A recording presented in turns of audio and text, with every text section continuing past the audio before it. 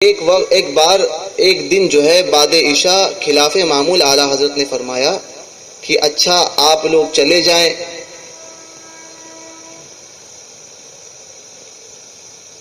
خدام خلفاء شاگرد اٹھے اور گئے. پوچھنے کی ہمت تو کسی میں نہیں تھی. کچھ لوگوں نے یہ سوچا کہ ہو سکتا ہے سرکار اعلیٰ حضرت کافی دنوں سے تھکے ہوئے آرام کرنا چاہتے ہیں. کسی نے سوچا کہ ہو سکتا ہے کچھ مطالعہ کرنا ہو، تو کسی نے کہا کہ مطالعہ تو نہیں، شاید آرام کرنا ہو حضرت کو. اس کے بعد کچھ لوگ اعلیٰ حضرت کے کچھ شاگرد جو اپنے استاد کے مزاج سے شناسائی رکھتے تھے، انہوں نے عرض کی کہ ایسا تو نہیں ہوا کبھی کہ اعلیٰ حضرت نے خلاف معمول کوئی بات کی ہو. ضرور کوئی نہ کوئی بات ہوگی. اب نائب غوث اعظم کا مقام جو اعلیٰ حضرت کے تعلق سے حضرت فرما رہے تھے کہ نائب غوث اعظم ہے، نائب غوث اعظم ہے، غوث پاک کے نائب ہے، غوث پاک کے نائب ہے. اس کی مثال کچھ خدام کھڑے ہوئے کہنے لگے، کچھ شاگرد کہنے لگے کہ اگر بتی گل ہو گئی تو سمجھیں گے کہ حضرت کو آرام کرنا ہے، اور اگر دیا ویسے ہی جگمگاتا رہا تو سمجھیں گے کچھ دوسرا معاملہ ہے. خیر کافی دیر ہو گئی، بتی نہیں بجھی. قریب جا کر دیکھا تو دروازے کی پھاٹک سے آنکھ لگا کر جو دیکھا تو دیکھا کہ ایک کرسی پر، تخت پر ایک بزرگ بیٹھے ہوئے ہیں، اور ان کے چہرے کے نور سے پورا گھر جگمگا رہا ہے، اور انہی کے قدموں میں سرکار اعلیٰ حضرت بیٹھے ہیں، گردن جھکی ہوئی ہے، ان کے قدموں کو دبا رہے ہیں. یہ حیران، یا اللہ ایسے شکل کے بزرگ تو کوئی اعلیٰ حضرت کے گھر میں ہے نہیں. اس عمر کے کوئی بزرگ بھی اعلیٰ حضرت کے گھر میں ہے نہیں. نہ اعلیٰ حضرت کے گھر میں کسی مہمان کا آنا ہوا ہے، نہ ہمارے نکلنے کے بعد کوئی اندر داخل ہوا. سب حیران. البتہ پوچھنے کی ہمت کس میں ہو. ان لوگوں نے دیکھا کہ اعلیٰ حضرت کچھ گفتگو فرما رہے ہیں وہ بزرگ سے، اور وہ کچھ جواب دے رہے ہیں، مگر کچھ بات کیا ہو رہی ہے وہ سنائی نہیں دے رہی ہے.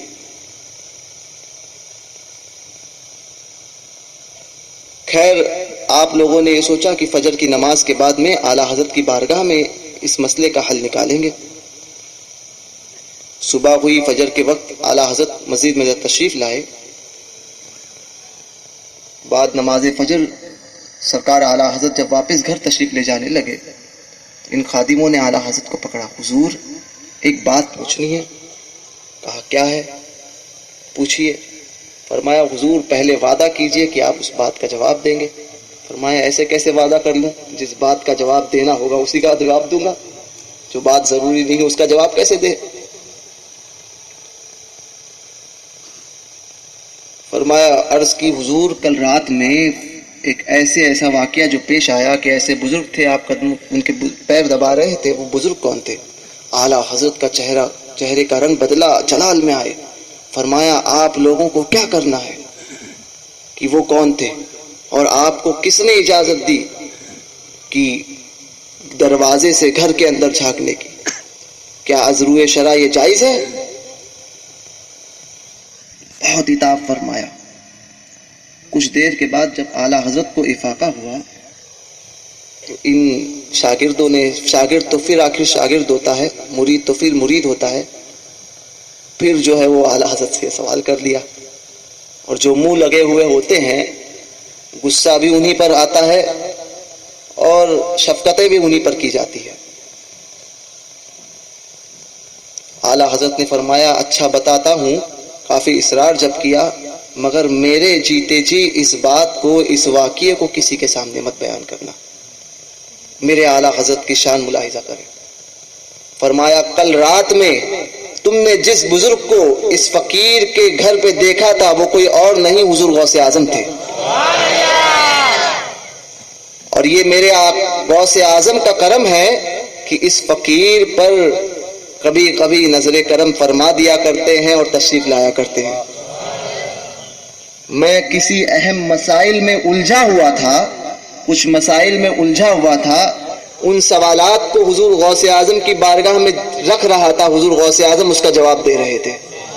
اسی لیے میرے اعلیٰ حضرت فرماتے ہیں آج کل اعلیٰ حضرت کی تحریرات پر کافی گفتگو ہونے لگی ہے.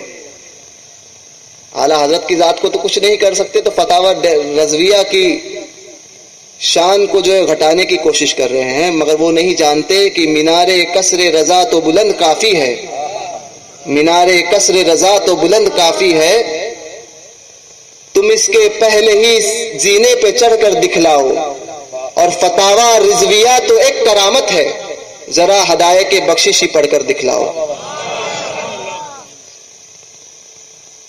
اعلیٰ حضرت فرماتے ہیں میں غوث اعظم کا قلم ہوں، اور قلم کس کے ہاتھ میں ہوتا ہے؟ لکھنے والے کے ہاتھ میں. تو گویا اعلیٰ حضرت کی تحریر اعلیٰ حضرت کی نہیں، غوث اعظم کی ہے. تو جس تحریر کو غوث اعظم لکھے اس کو مقابلہ کرنے کی طاقت دنیا میں کس مائی کے لال کے پاس ہے؟ تو یہ میرے اعلیٰ حضرت عظیم البرکت کی شان ہے. ایک مرتبہ ہم اور آپ اگر 20-25 قدم پڑے چلیں، علماء بیٹھے ہیں، تو قرآن کی کتنی آیت پڑھ سکتے ہیں؟ کتنی آیت پڑھ سکتے ہیں ہم؟ 10 آیت 20 آیت، اس سے زیادہ تو نہیں ہو سکتی. اور اگر کوئی پڑھنے والا ہے تو 30 آیت پکڑ لیجئے. اعلیٰ حضرت کی شان یہ تھی، میں نام بھول رہا ہوں، غالباً حضور برہان ملت ہے یا عبدالعلیم میٹھی صدیقی کے بڑے بھائی، وہ ہیں کہ فرماتے ہیں کہ اعلیٰ حضرت کا معمول تھا کہ عشاء کے کھانے کے بعد میں رات کے کھانے کے بعد اعلیٰ حضرت کی مزار کے سامنے، گھر کے سامنے فصیل تھی، 25 قدم کے فاصلہ تھا، وہ اس فصیل پر اعلیٰ حضرت چہل قدمی فرماتے تھے، جو سنت بھی ہے. تو اعلیٰ حضرت سرکار چہل قدمی فرماتے تھے. غالباً عبدالعلیم میٹھی صدیقی کے بڑے بھائی ہیں، وہ فرماتے ہیں کہ میں ایک مرتبہ بریلی شریف حاضر ہوا، رات کے کھانے کے بعد جب اعلیٰ حضرت سرکار چہل قدمی کے لیے نکلے تو میں اعلیٰ حضرت کے ساتھ چلا، اور میں نے کان لگا کر میں نے دیکھا کہ اعلیٰ حضرت سرکار کچھ پڑھ رہے ہیں، تو میں نے کان لگا کر جو ہے وہ قریب جا کر چلتے چلتے جو سننے لگا کہ حضرت کیا پڑھ رہے ہیں. اللہ کا ولی جو ہوتا ہے اس کے لیے اللہ پاک وقت کو بڑا کر دیتا ہے. مولائے کائنات کے تعلق سے جو مشہور ہے کہ قرآن پاک کی تلاوت جو ہے، ایک مکمل قرآن پاک کی تلاوت اونٹ کے ایک نکیل رکاب میں پیر رکھنے کے بعد دوسرے رکاب میں پیر رکھنے سے پہلے جو ہے ایک ختم قرآن کر لیا کرتے تھے. ایک ہی ہے نا. یہ اللہ کے ولیوں کی شان ہے. حضرت اعلیٰ حضرت کے وہ خادم مرید غالباً علامہ عبدالعلیم میٹھی صدیقی کے بڑے بھائی، وہ فرماتے ہیں کہ میں نے حرفاً اعلیٰ حضرت کے اس کلام کو سنا جو قرآن پاک کی تلاوت کر رہے تھے، اور مشکل سے 25 یا 30 قدم کا فاصلہ تھا. اعلیٰ حضرت نے اس 25 سے 30 قدم میں قرآن پاک کے 5 پارے مکمل کر دیے تھے. یہ شان ہے اعلیٰ حضرت کی. اعلیٰ حضرت کسی معمولی شخصیت کا نام نہیں ہے، یہ وہ بارگاہ ہے، وہ عظیم بارگاہ ہے کہ اعلیٰ حضرت کے نام لینے والے ولی بن جاتے ہیں، بشرطے کہ اعلیٰ حضرت کے مسلک پر سختی سے قائم رہیں. اعلیٰ حضرت کی ذات وہ ذات ہے کہ آل رسول احمدی رضی اللہ تعالیٰ عنہ آپ کے پیر و مرشد فرماتے ہیں کہ مجھے فکر تھی حشر کے دن خدا مجھ سے پوچھے گا کہ اے آل رسول کیا لایا، تو میں کیا پیش کروں گا. آج وہ فکر مولانا احمد رضا نے دور کر دی. مرید اپنے پیر پر ناز کرے یہ تو سمجھ میں آتا ہے، مگر ایسے بہت کم مرید ہوتے ہیں کہ جن کے پیر کو ان پر ناز ہوتا ہے کہ یہ میرا مرید ہے۔ اعلیٰ حضرت ایسے ہی مریدوں میں ہیں اپنے مشائخ کے کہ ان کے پیروں کو، اعلیٰ حضرت کے مشائخ کو، اعلیٰ حضرت کے پیر کو ان پر ناز ہے۔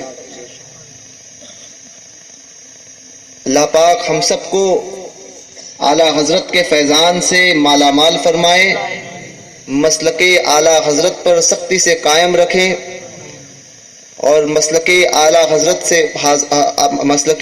حضرت پر سختی سے قائم رہو کہ یہی نجات پانے کا ہمارے لیے ذریعہ ہے۔ اور جو مسلک اعلیٰ حضرت سے دور ہٹ جائیں ان تمام لوگوں سے دور رہو، اور بالخصوص جو مسلک اعلیٰ حضرت کی سب سے امتیازی شان ہے کہ تمام فرقہ باطلہ اور بد مذہبوں سے دور رہا جائے، ان سے کسی قسم کا کوئی اتحاد نہ کیا جائے۔ یہی مسلک اعلیٰ حضرت ہے کہ اتحاد صرف اہل سنت کا ہوگا تو سنی کے ساتھ، سنی کا اتحاد صرف سنی کے ساتھ ہوگا، کسی سنی کا کسی بد مذہب سے کوئی اتحاد نہیں ہوگا۔ یہی مسلک اعلیٰ حضرت ہے۔ امام احمد رضا زندہ باد، مسلک اعلیٰ حضرت پائند آباد۔ السلام علیکم ورحمۃ اللہ وبرکاتہ۔